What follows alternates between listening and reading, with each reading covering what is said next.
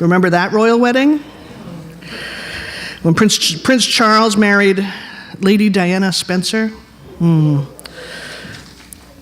So, yesterday, Bishop Michael James Curry, born in Chicago, and the first black bishop in the Episcopal Church, and he brought a level of excitement and fire to the very staid house of Windsor that none could remember witnessing before. And he spoke of love as is appropriate at a wedding, but he spoke also of justice, beginning and ending his sermon with quotes from Martin Luther King Jr. And he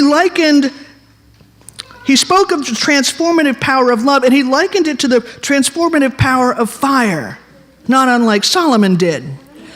And he said, when love is the way we live, things change, and there is room for everyone.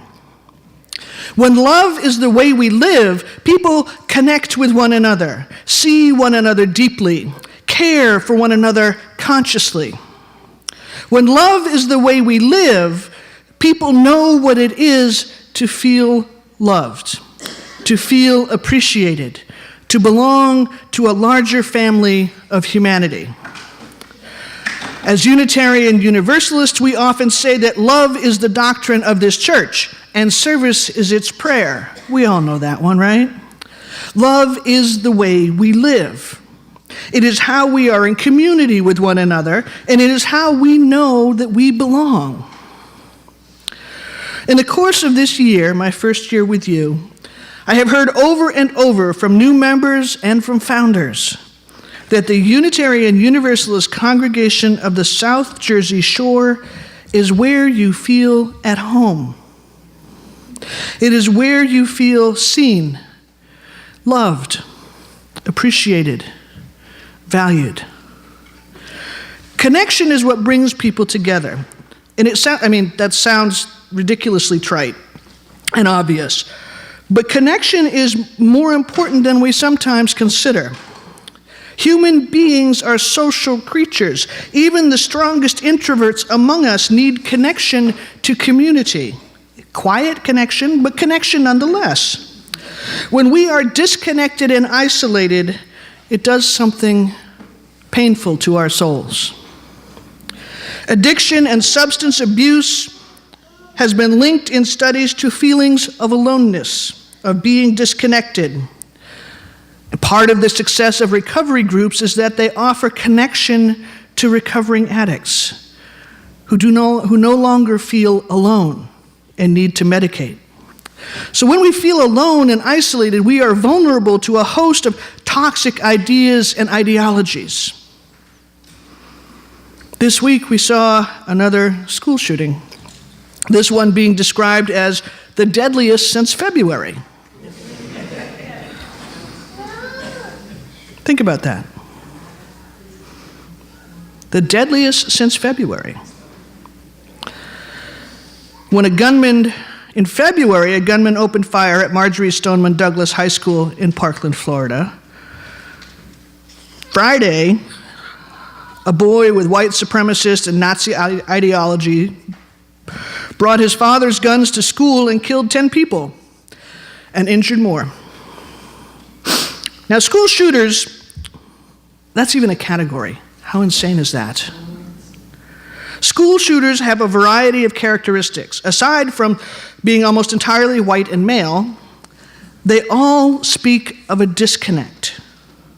They all speak of isolation and loneliness and unappreciated. That isolation makes them vulnerable to the rhetoric of hate groups who say, "You're one of us. You're not alone." Frankly, that isolation makes them vulnerable, period.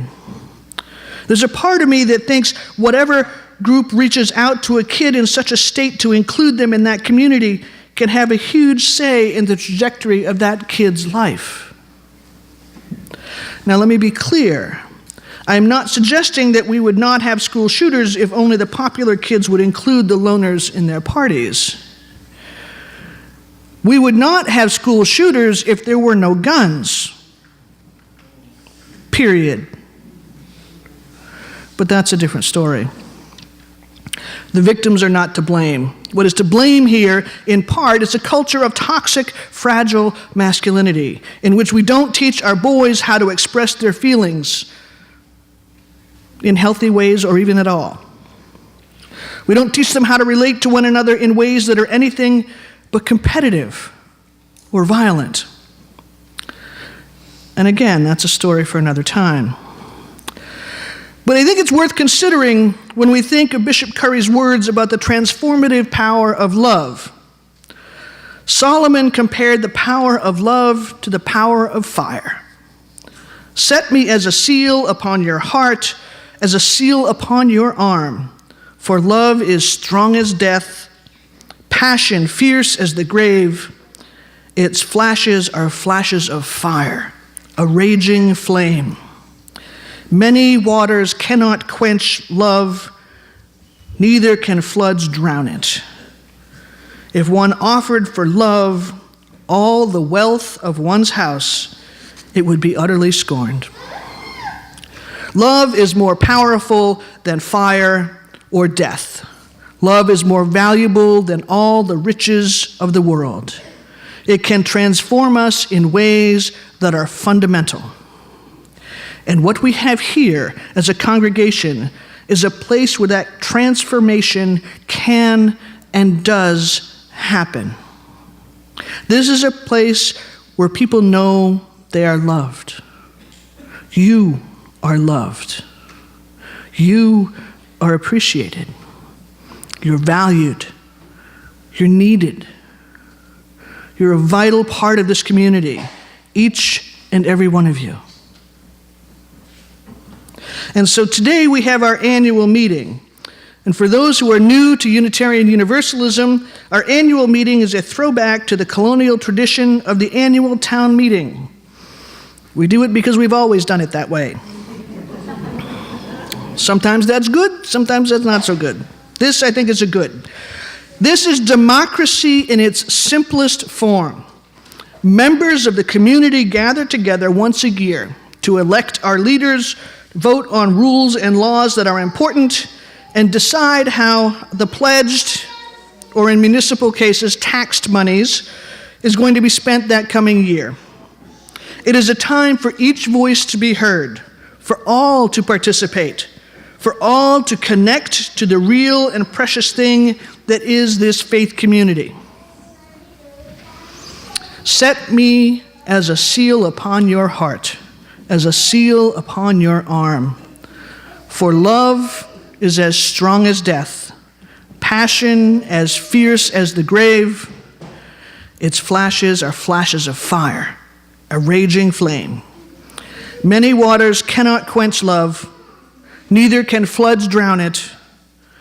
If one offered for love all the wealth of one's house, it would be utterly scorned. Let us work together today to continue to nurture this community of connection, social, personal, spiritual connection in this annual ritual that affirms our values. Blessed be and amen.